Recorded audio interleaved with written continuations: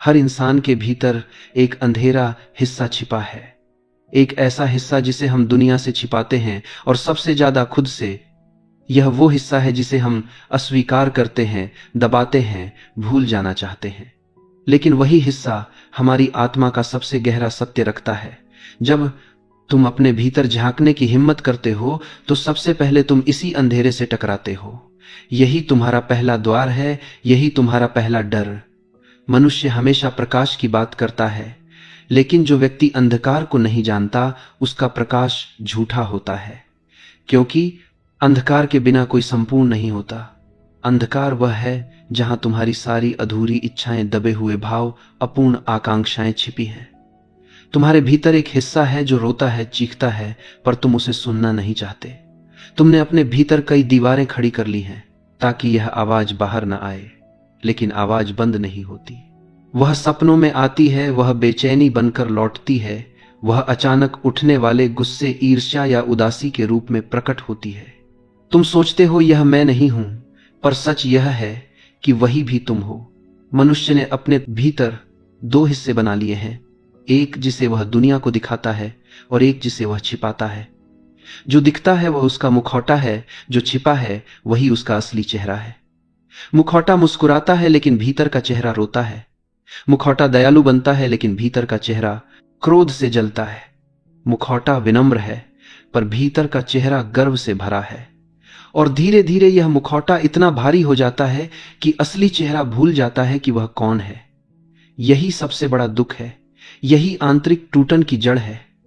तुम अपने अंधेरे से जितना भागते हो वह उतना ही तुम्हारे पीछे चलता है। वह तुम्हारे हर निर्णय, हर संबंध, हर भय में छिपकर शामिल होता है। तुम सोचते हो मैं दूसरों से डरता हूं, पर तुम दूसरों से नहीं, अपने ही हिस्से से डरते हो। वह हिस्सा जिसे तुमने देखना छोड़ दिया। यह अंधकार तुम्हें सताने नहीं आया, यह तुम्हें दिखाने आया है कि तुम अधूरे हो। यह तुम्हें संपूर्ण बनाना चाहता है, लेकिन इसके लिए पहले तुम्हें स्वीकार करना होगा कि यह अंधेरा तुम्हारा ही है। जिस दिन तुम अपने भीतर की छाया को देख सकोगे बिना उसे नकारे, उसी दिन तुम्हारे भीतर प्रकाश जन्म लेगा। लेकिन यह देखने की कला कठिन है, क्योंकि यह तुम्हें नंगा कर देती है। यह तुम्हें तुम्हारे झूठ से मुक्त करती है, पर साथ ही तुम्हें तुम्हारे सत्य से मिला देती है। और सत्य हमेशा सुंदर नहीं होता, वह कभी कभी दर्दनाक होता है। तुम्हारे भीतर की छाया में तुम्हारी सारी अधूरी कहानियां बसी हैं। वो शब्द जो तुमने कभी कहे नहीं, वो आंसू जो तुमने रोक लिए, वो गुस्सा जो भीतर जलता रहा, वो प्रेम जो कभी व्यक्त नहीं हुआ। यही छाया तुम्हें बार बार वही अनुभव दोहराने पर मजबूर करती है। वही रिश्ते, वही दुख, वही पीड़ा। यह ऐसा है जैसे तुम्हारा जीवन एक अनदेखी पटकथा पर चल रहा है और तुम केवल एक पात्र हो जो उसे निभा रहा है। लेकिन यह पटकथा तुम्हारे भीतर से आ रही है।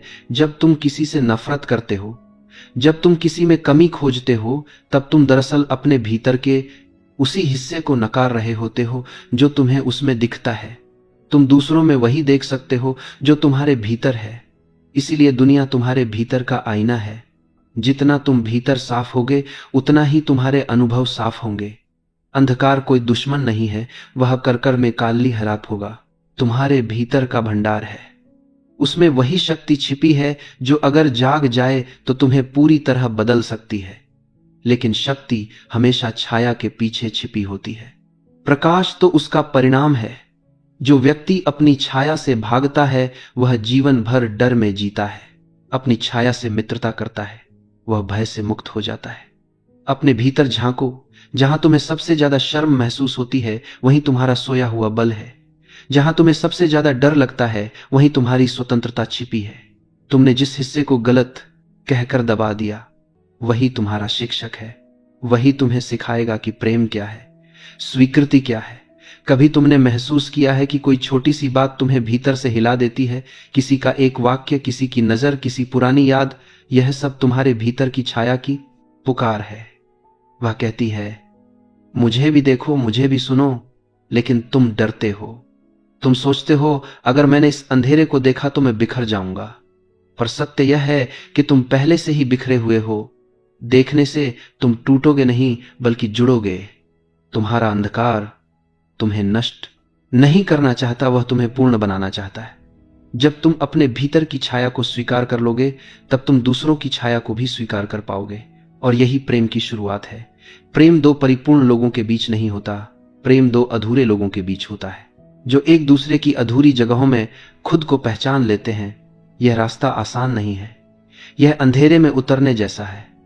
शुरुआत में डर लगता है क्योंकि वहां कुछ भी दिखाई नहीं देता, लेकिन जब तुम उस अंधकार में कुछ देर रुकते हो, धीरे धीरे तुम्हें प्रकाश दिखने लगता है, भीतर से बाहर नहीं। यही आत्मा का पहला सबक है। जो कुछ तुम बाहर खोजते हो वह सब तुम्हारे भीतर छिपा है। तुमने अपने अंधेरे को जिस दिन अपनाया, उसी दिन तुम्हारा प्रकाश जाग जाएगा, क्योंकि प्रकाश कहीं बाहर से नहीं आता, वह तो अंधेरे के हृदय में जन्म लेता है। हर व्यक्ति अपने भीतर सोचता है कि जो वह अनुभव करता है, जो वह महसूस करता है, वह केवल उसी का है, लेकिन सच्चाई इससे कहीं गहरी है। तुम्हारा मन एक द्वीप नहीं है, वह एक महासागर का छोटा सा हिस्सा है। तुम्हारी चेतना की सतह के नीचे एक ऐसा सागर बहता है जिसमें पूरी मानवता की स्मृतियां, अनुभव और भावनाएं तैर रही हैं। यह वही सागर है जिससे हर आत्मा उठती है और जिसमें हर आत्मा विलीन हो जाती है। यह सागर केवल तुम्हारा नहीं है, यह सबका है। हर भय, हर आकांक्षा, हर प्रतीक जो तुम्हारे सपनों में आता है, वह इसी सागर से उठता है।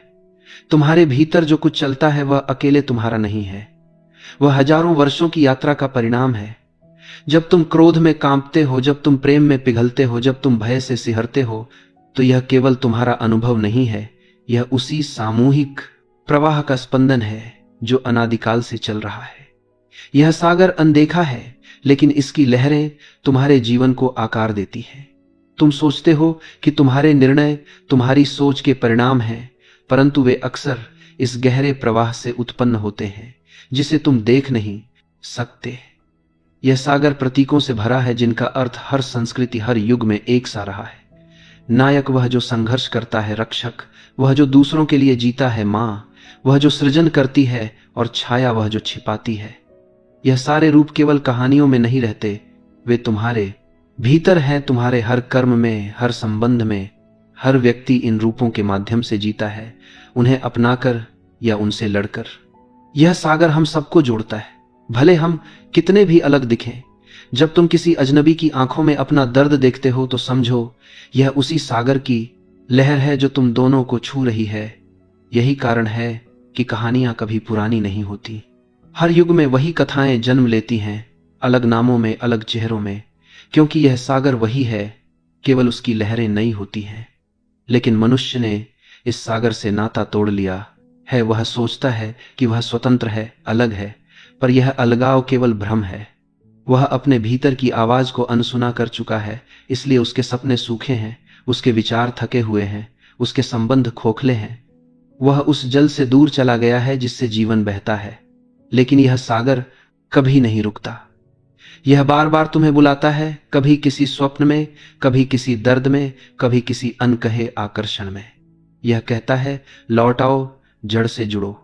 तुम्हारे भीतर जो खालीपन है वह इसी अलगाव की गूंज है। जब तुम भीतर उतरना शुरू करते हो तो धीरे धीरे यह सागर तुम्हारे सामने खुलने लगता है। पहले धुंध दिखती है, फिर आकृतियां, फिर वे रूप जिन्हें तुमने कभी नहीं देखा। वे तुम्हारे पूर्वजों के अनुभव हैं, वे प्रतीक हैं जो मानवता के हृदय में अंकित हैं। यह वही ज्ञान है जो पुस्तकों में नहीं लिखा, केवल आत्मा में अंकित है। जब तुम इस सागर को पहचान लेते हो तो तुम्हारे भीतर एक विनम्रता जन्म लेती है, क्योंकि तब तुम समझते हो कि तुम अकेले नहीं हो। तुम्हारे संघर्ष, तुम्हारे सपने, तुम्हारी पीड़ाएं सब साझा हैं। तुम केवल एक बिंदु हो अनंत चेतना की धारा में।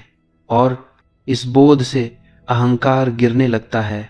फिर जीवन एक खेल बन जाता है ना, कि युद्ध तुम्हारे भीतर शांति उतरती है, क्योंकि अब तुम विरोध नहीं करते, प्रवाह को स्वीकार करते हो। यह समझना कि तुम्हारे भीतर जो है वह सबका है, यही करुणा का आरंभ है, यही प्रेम का बीज है। जब तुम यह देख पाते हो कि सामने वाला भी उसी सागर की लहर है जिससे तुम बने हो, तब तुम उसे चोट नहीं पहुंचा सकते, तब तुम उसे जज नहीं कर सकते। यह बोध तुम्हें भीतर से बदल देता है। लेकिन इस सागर को समझना केवल सोच से संभव नहीं है। इसके लिए तुम्हें उतरना होगा, तुम्हें अपने भीतर की चुप्पी में जाना होगा, जहां शब्द समाप्त हो जाते हैं, वहां यह सागर बोलता है। यह प्रतीकों में बोलता है, छवियों में बोलता है, संकेतों में बोलता है, और इन्हीं संकेतों को हम सपने कहते हैं। हर सपना इस सागर का संदेश है जो कहता है, जागो, देखो, सुनो। तुम्हारे भीतर जो भी असंतुलन है उसे ठीक करने के लिए यह सागर तुम्हारे पास आता है। वह तुम्हें संतुलित करना चाहता है, जोड़ना चाहता है, लेकिन तुम उसे शोर कहकर टाल देते हो। तुम सोचते हो यह बस यादों का खेल है, जबकि यह तुम्हारी आत्मा का संवाद है। जो व्यक्ति इन संकेतों को समझना सीख जाता है, वह धीरे धीरे अपने स्रोत से जुड़ने लगता है। फिर वह बाहरी हलचल से प्रभावित नहीं होता, क्योंकि उसने भीतर का सागर पा लिया है। यह सागर कोई कल्पना नहीं है, यह अनुभव है जिसे हर संवेदनशील व्यक्ति कभी न कभी महसूस करता है। जब तुम किसी कविता में खो जाते हो, किसी धुन में पिघल जाते हो, किसी आंसू में अर्थ खोज लेते हो, तब तुम उसी सागर में होते हो। वह सागर तुम्हारे भीतर है, बस तुम्हारी आंखें बंद हैं। यह सागर कोई रहस्य नहीं जिसे हल करना है, यह वह घर है जहां लौटना है। और जब तुम लौटोगे तब तुम समझोगे कि सारा जीवन इसी लौटने की तैयारी था। यह सागर ही तुम्हारा मूल है और यही तुम्हारा गंतव्य। रात जब तुम सोते हो तो तुम्हारा शरीर विश्राम करता है, पर तुम्हारा मन जाग जाता है। वह बोलता है, लेकिन शब्दों में नहीं, वह प्रतीकों में बोलता है, छवियों में बोलता है, संकेतों में बोलता है। यही स्वप्न है। जो लोग कहते हैं कि स्वप्न केवल यादों का खेल है, वे अपने ही मन के सबसे सुंदर द्वार को बंद कर देते हैं। स्वप्न वह भाषा है जिससे तुम्हारी आत्मा तुमसे बात करती है। दिन में तुम जितना बाहर खोए रहते हो, रात में उतना ही भीतर लौटते हो। स्वप्न तुम्हें संतुलित करने आते हैं। जब तुम जीवन में किसी दिशा में बहुत दूर चले जाते हो, तब स्वप्न तुम्हें वापस केंद्र की ओर खींचते हैं। तुम सोचते हो कि वे अजीब हैं, पर वास्तव में वे तुम्हारी ही सच्चाई का प्रतिबिंब है। एक घर, एक रास्ता, एक अजनबी चेहरा, इन सब के पीछे कोई ना कोई अर्थ छिपा होता है। एक घर तुम्हारे भीतर के घर का प्रतीक है, तुम्हारे आत्मिक संसार का। एक टूटा हुआ कमरा बताता है कि भीतर कुछ बिखरा है। एक सीढ़ी यह कहती है कि तुम्हारा मन ऊपर उठना चाहता है या शायद गहराई में उतरना चाहता है। हर वस्तु, हर दृश्य एक संदेश है। सांप दिखे तो समझो परिवर्तन आ रहा है। पानी दिखे, भावनाएं बह रही हैं। आग दिखे तो कोई ऊर्जा भीतर जलना चाहती है। इन संकेतों को समझने वाला व्यक्ति धीरे धीरे अपने भीतर उतरने लगता है। स्वप्न कोई मनोरंजन नहीं, वे मार्गदर्शन हैं। वे तुम्हें बताते हैं कि कहां तुमने अपनी सच्चाई से मुंह मोड़ लिया है। कभी वे चेतावनी होते हैं, कभी आमंत्रण। कभी वे दिखाते हैं कि तुम कितनी दूरी तय कर चुके हो, और कभी दिखाते हैं कि कितना और रास्ता बाकी है। लेकिन समस्या यह है कि आधुनिक मनुष्य ने सुनना भूल गया है। वह सपनों को हंसी में उड़ाता है। वह कहता है यह सब दिमाग का भ्रम है, जबकि यह आत्मा का विज्ञान है। स्वप्न आत्मा की भाषा है और प्रतीक उसका व्याकरण। जब तुम इसे सीख लेते हो, तब तुम हर रात अपने भीतर की किताब पढ़ सकते हो। और यह किताब किसी भी गुरु, किसी भी शास्त्र से गहरी है, क्योंकि यह तुम्हारे अपने अनुभव की कथा है। जो व्यक्ति अपने स्वप्नों को समझना सीख जाता है, वह अपने भीतर के सागर से जुड़ जाता है। वह जानने लगता है कि जीवन का हर दृश्य बाहर घटने से पहले भीतर घटता है। जो भीतर देखा गया वही बाहर प्रकट होता है। इसलिए स्वप्न केवल रात की चीजा नहीं है, वे तुम्हारे दिन के निर्माता हैं। हर सुबह जो तुम बनते हो, वह तुम्हारे रात के स्वप्न से जन्म लेता है, लेकिन तुम उन्हें याद नहीं रखते, क्योंकि तुम्हारा मन बहुत शोर में उलझा है। यदि तुम थोड़ी चुप्पी में जाओ, थोड़ी देर खुद से बात करो, तो वे चित्र लौटने लगेंगे। और जब वे लौटते हैं तो धीरे धीरे तुम्हारा भय कम होने लगता है, क्योंकि अब तुम समझने लगते हो कि हर भय, हर प्रतीक तुम्हारे ही भीतर का हिस्सा है। तुम्हारे स्वप्न तुम्हारे शिक्षक हैं, बस तुमने उन्हें सुनना बंद कर दिया है। स्वप्न कोई रहस्य नहीं है, वे पुल है चेतन और अवचेतन के बीच। तुम्हारे भीतर जो अनकहा है वही स्वप्न बनता है। कभी किसी पुराने दर्द का रूप लेता है, कभी किसी अधूरी इच्छा का। और जब तुम उसे समझ लेते हो तो वह प्रतीक तुम्हें मुक्त कर देता है। उसके बाद वह लौटता नहीं। यही आत्मज्ञान की शुरुआत है। जो भीतर देखा गया वह बाहर दोहराया नहीं जाता। कभी किसी स्वप्न में तुम गिरते हो तो समझो जीवन में नियंत्रण खो रहा है। कभी उड़ते हो तो समझो आत्मा स्वतंत्र होना चाहती है। कभी कोई तुम्हारा पीछा करता है तो समझो तुम खुद से भाग रहे हो। कभी कोई मर जाता है तो समझो कोई पुराना रूप तुम्हारे भीतर समाप्त हो रहा है ताकि नया जन्म ले सके।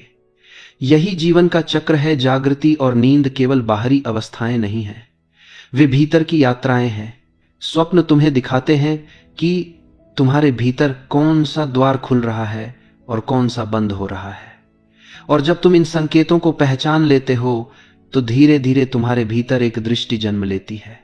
तब तुम्हें बाहरी दुनिया केवल एक प्रतीक लगने लगती है। हर चेहरा, हर घटना, हर स्थिति तुम्हारे भीतर के किसी हिस्से का रूप होती है। यही समझ व्यक्ति को ध्यान में ले जाती है। ध्यान कोई अभ्यास नहीं है, देखना है। देखना कि क्या चल रहा है भीतर और उसे बिना जज किए स्वीकार कर लेना। जब यह देखने की कला विकसित होती है तब स्वप्न और जागरण एक हो जाते हैं। फिर दिन और रात का फर्क मिट जाता है, क्योंकि अब तुम हर क्षण सुन रहे होते हो वही भाषा, वही संकेत जो पहले केवल नींद में आते थे। यहां से आत्मा की यात्रा सच में शुरू होती है, क्योंकि जो देखना सीख गया वह अब खोजने की जरूरत नहीं रखता। अब जीवन स्वयं उसे दिशा देता है। स्वप्न तुम्हें केवल भीतर नहीं ले जाते, वे तुम्हें बदलते हैं। वे तुम्हारे भीतर की छाया को प्रकाश में बदलते हैं। जो तुम दिन में समझ नहीं पाए, रात उसे सिखाती है। यह ब्रह्मांड का करुणामय तरीका है तुम्हें पूरा करने का, जो इस प्रकाश में बदलते हैं। इसे सुनना सीख गया, उसने आधा जीवन पा लिया। बाकी आधा वह है जब तुम सुनकर भी कुछ करना सीखो। यही अगला द्वार है जिसे पार करना होगा। क्या तुमने कभी सोचा है कि तुम्हारे भीतर कितने चेहरे रहते हैं? कभी तुम किसी के लिए नायक बन जाते हो, कभी किसी के लिए विरोधी, कभी किसी के लिए मार्गदर्शक और कभी किसी के लिए अजनबी। पर क्या तुमने यह समझा है कि ये सब चेहरे तुम्हारे भीतर ही हैं? हर व्यक्ति के भीतर अदृश्य पात्र रहते हैं जो उसके जीवन की कहानियां लिखते हैं। तुम सोचते हो, तुम निर्णय लेते हो, परंतु अक्सर ये पात्र तुम्हारे माध्यम से निर्णय लेते हैं। वे तुम्हारी चेतना को अपने रंग में रंग देते हैं और तुम उसी रंग को अपनी सच्चाई मान लेते हो। ये पात्र कोई कल्पना नहीं है, वे तुम्हारी आत्मा के शाश्वत रूप हैं। वे युगों से तुम्हारे भीतर हैं, जन्म से पहले से और मृत्यु के बाद तक। जब कोई तुम्हारे भीतर का वीर जागता है तो तुम कठिनाइयों से नहीं डरते, तुम संघर्ष करते हो। जब कोई तुम्हारे भीतर का रक्षक सक्रिय होता है तो तुम दूसरों के लिए सब कुछ देने को तैयार हो जाते हो। जब तुम्हारे भीतर का ज्ञानी बोलता है तो तुम चुप हो जाते हो, क्योंकि तुम्हें पता है सच्चाई शब्दों से परे है। और जब तुम्हारे भीतर की छाया उठती है तो दूसरों के लिए सब कुछ देने को सभी समय तुम असहाय हो जाते हो, क्योंकि वह तुम्हें तुम्हारे ही अंधकार में खींच ले जाती है। ये सब रूप तुम्हारे हैं, लेकिन जब तुम इन्हें नहीं पहचानते तब यही रूप तुम्हें नियंत्रित करने लगते हैं। यही कारण है कि कभी तुम अचानक किसी से प्रेम करने लगते हो और फिर उसी से नफरत करने लगते हो। कभी तुम किसी के प्रति दया से भर जाते हो और अगले ही क्षण क्रोध से। ये परिवर्तन तुम्हारे भीतर के पात्रों की अदला बदली है। जब कोई रूप हावी होता है तो तुम वही बन जाते हो। इसीलिए लोग कहते हैं, मुझे समझ नहीं आता कि मैं उस समय ऐसा क्यों कर बैठा, क्योंकि उस क्षण कोई और तुम्हारे भीतर सक्रिय था। ये पात्र तब तक तुम्हें चलाते रहेंगे जब तक तुम उन्हें पहचान नहीं लेते।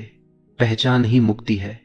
जब तुम जानते हो कि तुम्हारे भीतर कौन बोल रहा है, तब तुम उसकी पकड़ से बाहर निकल सकते हो।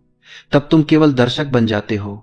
फिर जीवन एक रंगमंच बन जाता है और तुम अभिनेता नहीं, दर्शक हो। फिर तुम हंसते भी हो, रोते भी, पर भीतर शांत रहते हो, क्योंकि तुम्हें पता है यह सब भूमिका है। जो व्यक्ति इस बोध तक पहुंचता है वही स्वतंत्र होता है। वह किसी एक रूप में फंसा नहीं रहता। वह सब रूपों को अपनाकर भी किसी से बंधा नहीं रहता। लेकिन अधिकांश लोग किसी एक पात्र से अपनी पहचान जोड़ लेते हैं। कोई खुद को हमेशा रक्षक मानता है, कोई हमेशा पीड़ित, कोई हमेशा ज्ञानी। और यही बंधन है। जैसे ही तुम सोचते हो मैं ऐसा हूं, वहीं तुम्हारी यात्रा रुक जाती है, क्योंकि आत्मा किसी एक रूप में सीमित नहीं होती। वह तो अनंत है। वह हर क्षण नया रूप लेती है। अगर तुम सच में जीना चाहते हो तो अपने भीतर के पात्रों को देखना सीखो। जब क्रोध उठे तो देखो कौन बोल रहा है। जब करुणा फूटे तो देखो कौन आया है। जब भय पकड़े तो देखो कौन छिपा है। इस देखना ही साधना है। जो देखना सीख गया वह बदल गया, जो नहीं देख पाया वह अपने ही भीतर की नाट्यशाला में खो गया। ये पात्र तुम्हारे शत्रु नहीं हैं, वे तुम्हें सिखाने आए हैं कि जीवन क्या है। जब कोई तुम्हारे भीतर हावी होता है तो वह तुम्हें कुछ दिखाना चाहता है, कोई दर्द, कोई छिपा सत्य, कोई अधूरी चाह। अगर तुम ध्यान से देखो तो हर पात्र तुम्हें अपनी अधूरी कहानी सुनाता है, और जब तुम उसे सुन लेते हो वह शांत हो जाता है, फिर तुम स्वतंत्र हो जाते हो। यही आत्मज्ञान की पहली सीढ़ी है। पहचानना कि तुम्हारे भीतर जो भी घट रहा है वह तुम्हारा ही हिस्सा है, पर तुम उससे बड़े हो। तुम पात्र नहीं हो, तुम मंच हो जिस पर सब चलता है। तुम वही चेतना हो जो इन सब को देखती है। और जब यह पहचान स्थिर होती है तब जीवन में हलचल रहते हुए भी भीतर शांति रहती है। बाहरी संघर्ष समाप्त नहीं होते, लेकिन अब तुम उनसे बंधे नहीं रहते। अब तुम भीतर से खाली हो, खुले हो। यही स्वतंत्रता का पहला स्वाद है। और जब तुम यह जान लेते हो तब तुम्हारा जीवन धीरे धीरे एक ध्यान में बदलने लगता है। फिर हर दिन, हर रिश्ता, हर अनुभव तुम्हें भीतर ले जाता है। अब संसार शत्रु नहीं, साधन है। अब जो भी होता है वह तुम्हें पूर्णता की ओर ले जाता है। और यह वही बिंदु है जहां से आत्मा की अगली यात्रा शुरू होती है। वह यात्रा जो हमें आधुनिक जीवन के शोर और भ्रम से मुक्त कर सकती है। आज का मनुष्य पहले से अधिक जानता है, पर पहले से अधिक खोया हुआ है। उसके पास ज्ञान है पर शांति नहीं। वह सब कुछ छू सकता है पर खुद को नहीं। वह हर क्षण व्यस्त है लेकिन भीतर से खाली है। सुबह से रात तक वह भागता रहता है पर उसे पता ही नहीं कि कहां जा रहा है। उसका जीवन सूचनाओं से भरा है पर अर्थ से खाली। वह दुनिया से जुड़ा है पर खुद से टूटा हुआ। उसने बाहर सब कुछ बना लिया पर भीतर का घर खो दिया। यही आधुनिक युग की त्रासदी है। हम सोचते हैं कि हम स्वतंत्र हैं, पर हमारी स्वतंत्रता केवल भ्रम है। हम आदतों के गुलाम हैं, प्रतिक्रियाओं के बंदी हैं, अपेक्षाओं के कैदी हैं। हम हंसते हैं लेकिन वह हंसी बोझिल है। हम प्यार करते हैं लेकिन वह भी लेन देन बन गया है। हम जीते हैं लेकिन केवल अस्तित्व की मशीन की तरह। आत्मा इस सब के बीच चुपचाप पुकार रही है, रुको, सुनो, लौट आओ। लेकिन हम उसे अनसुना कर देते हैं। हम संगीत को बढ़ा देते हैं ताकि उसकी फुसफुसाहट दब जाए। हम स्क्रीन पर डूब जाते हैं ताकि भीतर की खाली जगह न दिखे। हम रिश्तों में उलझ जाते हैं ताकि अकेलापन महसूस न हो, पर वह पुकार कभी नहीं रुकती। वह हर संकट, हर उदासी, हर थकान में लौटती है। वह कहती है, तुम जो खोज रहे हो वह बाहर नहीं है, वह भीतर है। तुम्हारा असली घर तुम्हारे ही हृदय में है। जब तुम इस पुकार को सुन लेते हो तभी यात्रा शुरू होती है। पर यह सुनना आसान नहीं है, क्योंकि इसके लिए तुम्हें सब शोर बंद करना पड़ता है। यह शोर केवल बाहर का नहीं है, यह भीतर का भी है, विचारों का, चिंताओं का, इच्छाओं का। जब यह सब शांत होता है तब एक सूक्ष्म आवाज सुनाई देती है। वह बहुत धीमी है पर बहुत सच्ची है।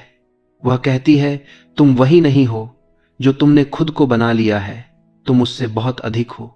यह सुनना ही ध्यान है। ध्यान कोई तकनीक नहीं, यह एक सुनने की कला है। जब तुम सच में सुनने लगते हो तब तुम देखोगे कि जीवन तुम्हें हर दिन संकेत भेजता है। हर व्यक्ति, हर घटना, हर दर्द में कोई अर्थ छिपा होता है। कोई तुमसे कुछ कहना चाहता है और वह कोई तुम्हारे भीतर ही है। हमारी पीढ़ी ने बहुत कुछ पा लिया पर सबसे जरूरी चीज खो दी, चुप्पी। और चुप्पी ही वह जगह है जहां आत्मा बोलती है। जब तुम थोड़ी देर बिना किसी उद्देश्य के बैठते हो, केवल अपने साथ, तब धीरे धीरे भीतर की परतें खुलने लगती हैं। शुरुआत में बेचैनी होगी, क्योंकि वर्षों से दबे विचार उठेंगे। तुम भागना चाहोगे, पर अगर रुके रहे तो वह बेचैनी धीरे धीरे पिघल जाएगी और उसके पीछे एक गहरी शांति प्रकट होगी। वही तुम्हारा असली घर है, वही तुम्हारा केंद्र है। जो वहां पहुंच गया वह अब बाहर की दुनिया में खो नहीं सकता। वह जान जाता है कि जीवन में जो कुछ भी हो सब गुजर जाने वाला है, केवल वह शांति शाश्वत है। फिर सफलता और असफलता दोनों खेल बन जाते हैं। फिर संबंध भी बंधन नहीं रहते, वे दर्पण बन जाते हैं। फिर दुख भी शत्रु नहीं रहता, वह शिक्षक बन जाता है। और यह सब तब शुरू होता है जब तुम उसे एक पुकार को सुन लेते हो। वह पुकार कहती है, अब रुक जाओ, अब खुद को देखो। और यही वह क्षण है जब आत्मा जागती है। जो एक बार जाग गया वह फिर सो नहीं सकता। फिर वह जानता है कि हर शोर, हर दौड़ केवल भूल थी। अब वह शांत है, सहज है, सच में जीवित है। यह वही बिंदु है जहां आत्मा भीतर से फूटती है और जीवन को नया अर्थ देती है। अब जो कुछ भी होगा वह प्रतिक्रिया नहीं, सृजन होगा। जो व्यक्ति इस बोध तक पहुंच जाता है उसके लिए जीवन अब परीक्षा नहीं, उत्सव है, क्योंकि उसने अंततः वह आवाज है सुन ली जिसके लिए वह जन्मों से तरस रहा था। और जब आत्मा की यह पुकार सुनी जाती है तब अगला कदम अपने भीतर के टूटे हिस्सों को जोड़ना होता है।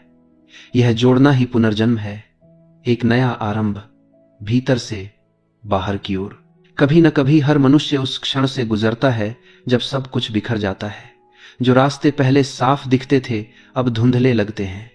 जो रिश्ते सहारा थे वे बोझ लगने लगते हैं।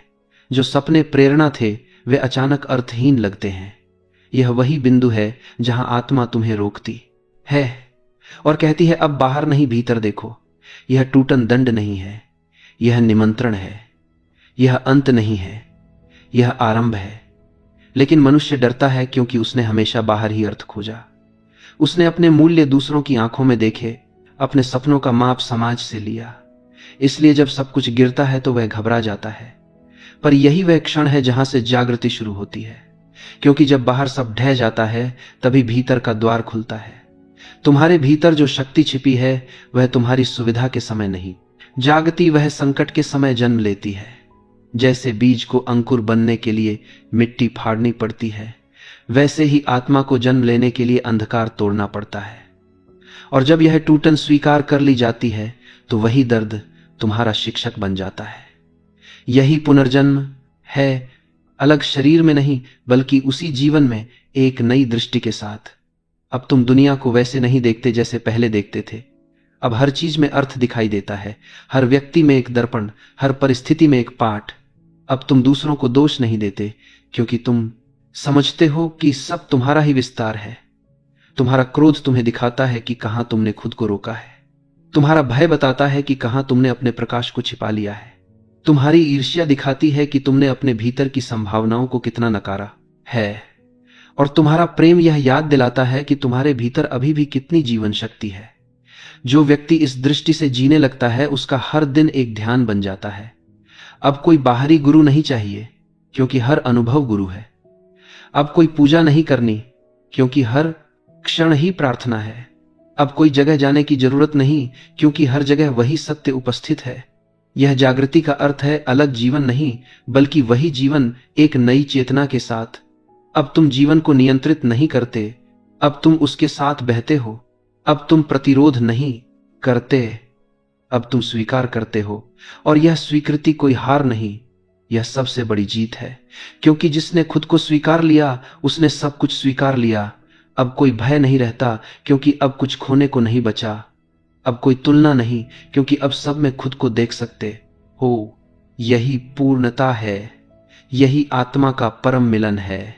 अब भीतर जो शांति है वह किसी परिस्थिति पर निर्भर नहीं, वह स्थायी है। वह वही प्रकाश है जो अंधकार के बीच जन्मा था।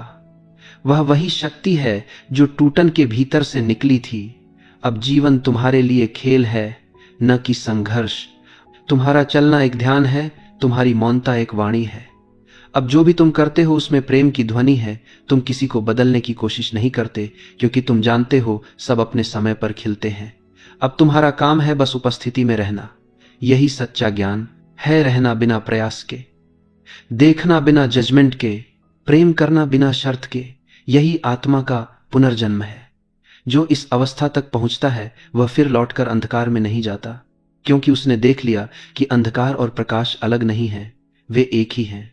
अंधकार केवल वह जगह है जहां प्रकाश छिपा था। अब जब तुम इसे जान करने के लिए, जब तुम इसे जाने का भी एक अंधकार केवल जाते हो, तो जीवन के लिए तुम्हारे पास केवल एक ही शब्द बचता है, कृतज्ञता। कृतज्ञता उस हर दर्द के लिए जिसने तुम्हें तोड़ा, हर हानि के लिए जिसने तुम्हें जगाया, हर व्यक्ति के लिए जिसने तुम्हें आईना दिखाया, क्योंकि इन्हीं सब ने मिलकर तुम्हें वह बनाया जो तुम आज हो। और यही तो जीवन का रहस्य है। जो बाहर की खोज छोड़कर भीतर उतर गया उसने सब पा लिया।